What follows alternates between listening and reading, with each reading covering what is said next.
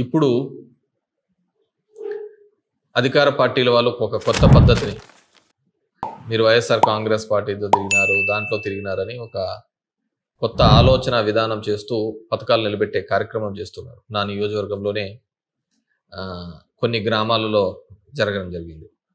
So ఈ video ద్వారా రాష్ట్ర వ్యాప్తంగా ఉన్నటువంటి ఇలాంటివి భవిష్యత్తులో ఎదురైతే దాన్ని ఏ విధంగా ఎదుర్కోవచ్చు, ఏ విధంగా దాన్ని ఇది చేయొచ్చు అయితే ఫ్రీ ఆఫ్ కాస్ట్తో. ఎందుకంటే ఒకటి ఏదైనా రాలేదంటే మళ్ళీ మనం కోర్టుకు పోవడము, అక్కడ లాయర్ ఫీజెస్ ఇవన్నీ కూడా ఎక్కువగా ఉంటాయి, వ్యయ ప్రయాసాలు ఉంటాయి. వాటన్నిటికీ ఇది లేకుండా తక్కువ ఖర్చుతో ఏ విధంగా చేసుకోవడానికి అని చెప్పేసి ఒక అవేర్నెస్ ఇద్దాము అనే ఉద్దేశంతో ఈ వీడియో చేయడం జరుగుతుంది. గౌరవ న్యాయస్థానాలు ఇప్పుడు అంటే దగ్గర ఒక 10 ఏళ్ల నుంచి కూడా ఇవి బాగా యాక్టివ్గా ఉన్నాయి.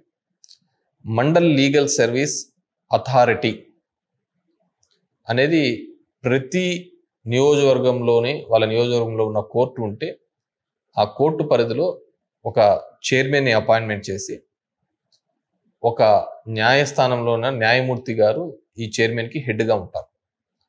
అంటే ఎటువంటి లాయర్ ఫీజు లేకుండా మనం సమస్యను ఇప్పుడు లోక్ అదాలత్లో లాగా ఇంకో విధంగా ఏ విధంగా అయితే సమస్యను పరిష్కరించుకుంటూ ఉంటారో అదేవిధంగా ఈ సర్వీస్ ద్వారా గౌరవ సుప్రీంకోర్టు గతంలో ఇచ్చిన ఆదేశాల అనుగుణం ఇది రన్ అవుతుంది.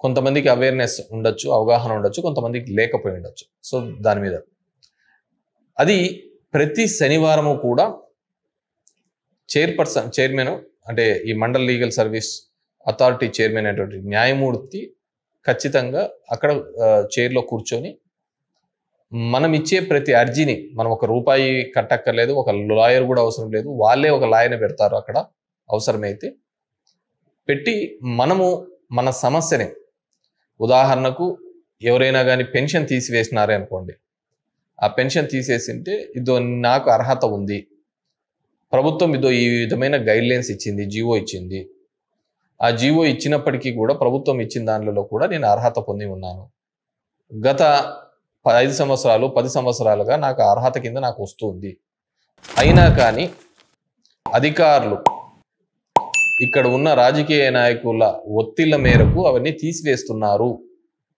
అనే భావన గన మనకు ఉంటే, ఆ విధంగా తీసివేసి ఉంటే ఖచ్చితంగా ప్రతి శనివారం మనం అర్జీ రిక్వెస్ట్ ఇస్తే డైరెక్ట్ న్యాయమూర్తికే తీసుకుంటుంది.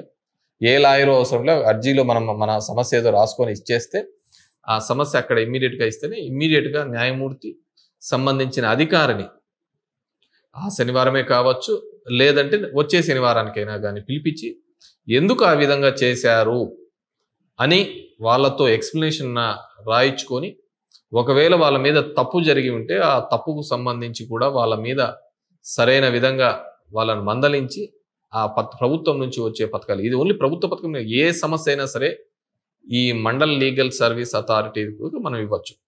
ఎవ్రీ సాటర్డే ఆడ కూర్చుంటారు, మార్నింగే పోయి మనం అర్జీ రాసుకొని ఇస్తే మనకు ఈ పెన్షన్స్ కావచ్చు, భవిష్యత్తులో తీసివేసే ఏదైనా సరే, అది ఇద్దరి మధ్య ఉన్న సమస్య ఉండి కూడా అధికారి రెస్పాండ్ కాకపోయినా, ఏ ఉద్యోగి కానీ ఫలానాది ఏదైనా ఉంటుంది, ఆ ఉద్యోగి రెస్పాండ్ అవుతూ ఉండడు, స్పందిస్తుండడు, మనం అర్హత పొంది ఉంటాం అయిన ఉంటే అలాంటిది కూడా ఆ మండల ఆ చైర్పర్సన్కి ఇస్తే ఖచ్చితంగా మనకు గౌరవ న్యాయమూర్తి వాళ్ళు మనకు న్యాయం చేస్తారు.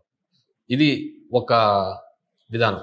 పథకాల విషయంలో కావచ్చు, ఇద్దరి మధ్య ఉన్న సమస్యను సంబంధించిన అధికారి స్పందించకపోతే, అది ఎటువంటి సమస్య అయినా సరే ఒక మధ్యస్థం ద్వారా, అంటే అది రెవెన్యూ అధికారులు కావచ్చు, ఇంకో అధికారి కావచ్చు, అర్హత ఉండి కూడా వాళ్ళకి ఆ విధంగా ఉన్నా కానీ వాళ్ళు స్పందించకపోతే దాని మీద మనము చర్యలు తీసుకోవడానికి ఈ మండల్ లీగల్ సర్వీస్ అథారిటీని ప్రతి నియోజకవర్గంలోనూ ఉన్న కోర్టులో మనం ప్రతి శనివారము కూడా, ప్రతిరోజు ఉంటుంది కానీ ప్రతి శనివారము దీని మీద చైర్పర్సన్ గారు అక్కడ కూర్చుంటారు కాబట్టి, చైర్పర్సన్ అంటే న్యాయమూర్తి కూర్చుంటారు కాబట్టి ఆ రోజు సంబంధించిన అధికారిని పిలిపించి వాళ్ళు ఎందుకు చేయలేదో వాళ్ళను అడిగించి నెక్స్ట్ ఎప్పుడు చేస్తావని కూడా రాతపూర్వకంగా వాళ్ళ దగ్గర స్టేట్మెంట్ తీసుకొని గౌరవ న్యాయమూర్తి మనకు న్యాయం చేసే అవకాశం దాని ద్వారా మనం పొందవచ్చు.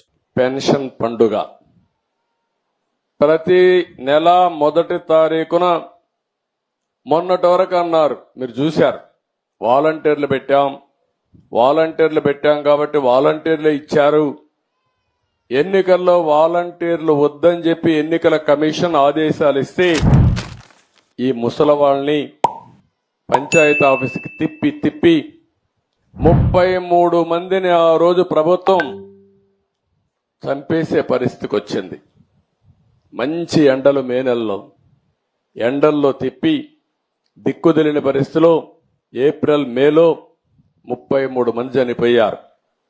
మేము ఆ రోజు పోరాడాం, అయినా కూడా ఏం లేదు. ఈరోజు గ్రామ సచివాలయం ఉంది, 1,20,000 మంది ఉన్నారు. 1,20,000 మందిని ఉపయోగించుకుంటే 40-50 పెన్షన్లు ఇస్తే అయిపోతాయి.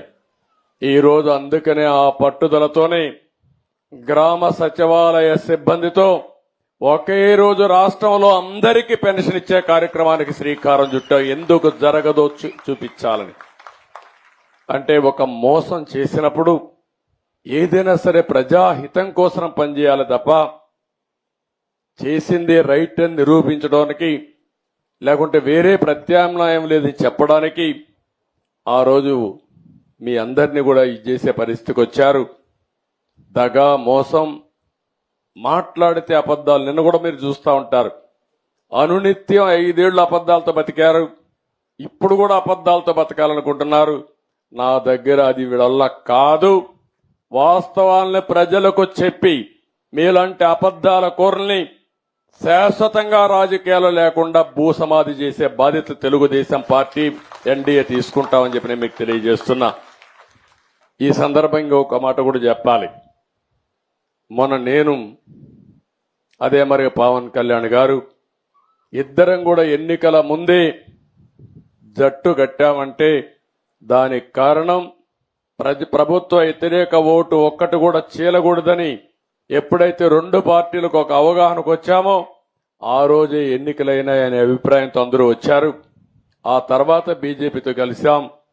3 పార్టీల కలయిక కూడా మీరు గుర్తుపెట్టుకోవాల్సింది, ఈ రాష్ట్ర ప్రయోజనాలు ఆశించి ఇప్పుడుండే ప్రస్తుత పరిస్థితిలో ప్రజలు గెలవాలి, రాష్ట్రం నిలదొక్కోవాలన్న ఆలోచనతోనే చేశాం. నేను చేసింది, మేము చేసింది సరైన నిర్ణయమని కులాలకు, మతాలకు, ప్రాంతాలకు అతీతంగా బ్రహ్మాండంగా గెలిపించారు. నా చరిత్రలో ఎన్నో ఎన్నికలు చూశాను కానీ 11 సీట్లతో గెలిచింది వైఎస్ఆర్ కాంగ్రెస్ పార్టీ. చూస్తే ఇది ఒక చరిత్ర. ఎప్పుడు కూడా ఇన్ని తక్కువ సీట్లు ఎవరికీ రాలేదు. అంటే ప్రజల నిర్ణయం అది. దాన్ని మేము ఇంకొకటి కూడా చెప్తున్నాను, మేము ఎప్పటికి కూడా ఇక్కడుండే మా నాయకులు, మొత్తం రాష్ట్రంలో ఉండే నాయకులు ఎప్పుడు మీకు సేవకులుగా ఉంటాం తప్ప పెత్తందారులుగా ఉండమని మరొక్కసారి మీ అందరికీ హామీ ఇస్తున్నా.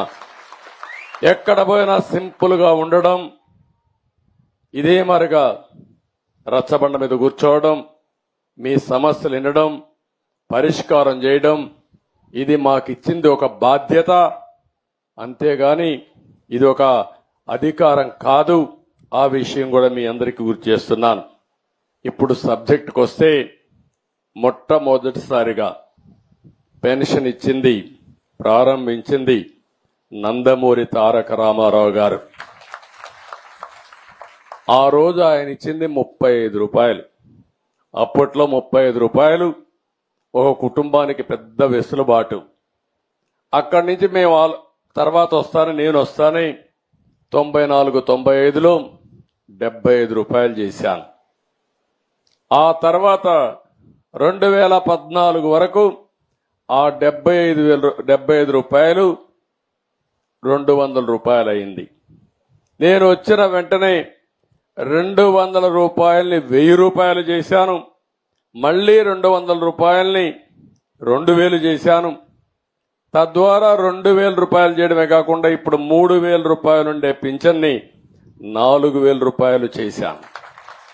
అంటే మీరు గుర్తుపెట్టుకోవాల్సింది, మొత్తం 2875 రూపాయలు తెలుగుదేశం పార్టీ పెంచింది. అందులో మీరు నన్ను గౌరవించారు, ఆదరించారు. 2070 దగ్గర 75 రూపాయలు తీసేసి 2875 రూపాయలు, 75 రూపాయలు తీసేస్తే 2800 రూపాయలు దగ్గర 35 రూపాయలు తీసేయాలి. 2840 రూపాయలు నేను ఇచ్చాను. అంటే ఈ పేదవాళ్లకు మీకు వచ్చే పింఛను నేను పింఛనే అని చెప్పడానికి నేను గర్వపడుతున్నానని చెప్పి కూడా నేను మీకు తెలియజేస్తున్నా.